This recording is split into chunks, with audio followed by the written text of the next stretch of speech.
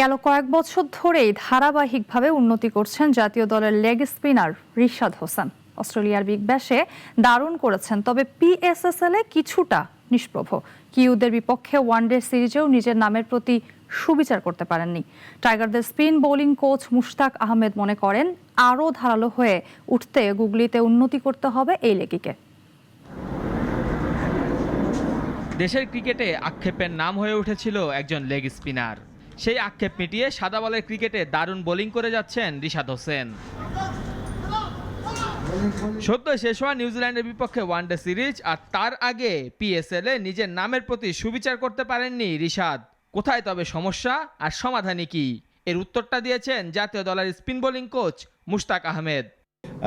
His googly, so his googly has to improve a bit more. Variation, crease ব্যবহার আর গুগলি, এই তিনটি জায়গায় আমরা কাজ করছি। গুগলিটা আরও উন্নত করা দরকার, বিশেষ করে ডানহাতি ব্যাটসম্যানদের বিপক্ষে কোন অ্যাঙ্গেলে, স্ট্যাম্পের কাছে নাকি বাইরে বল করা উচিত, এসব নিয়ে কাজ চলছে। নিউজিল্যান্ডের বিপক্ষে শেষ ওয়ানডেতে একাদশে ছিলেন না রিশাদ, তবে ফর্মের কারণে নয়। রিশাদকে একাদশে নেওয়া হয়নি অন্যদের সুযোগ দিতে, জানালেন মুশতাক। সে আসলে বাদ পড়েনি। শেষ ওয়ানডেতে সে ভালো বোলিং করেছে। আমরা শুধু অন্য স্পিনারদেরও সুযোগ দিয়ে শক্ত করতে চাই, তাই সবাইকে সুযোগ দেওয়া হচ্ছে। 27 এপ্রিল থেকে চট্টগ্রামে শুরু হচ্ছে নিউজিল্যান্ডের বিপক্ষে 3 ম্যাচে টি-20 সিরিজ। টিম ম্যানেজমেন্টের সঙ্গে ভক্তরাও চাইছেন এই সিরিজই যেন বল হাতে স্বরূপে ফেরেন রিশাদ। মেহেদী হাসান মুন্না, নাগরিক।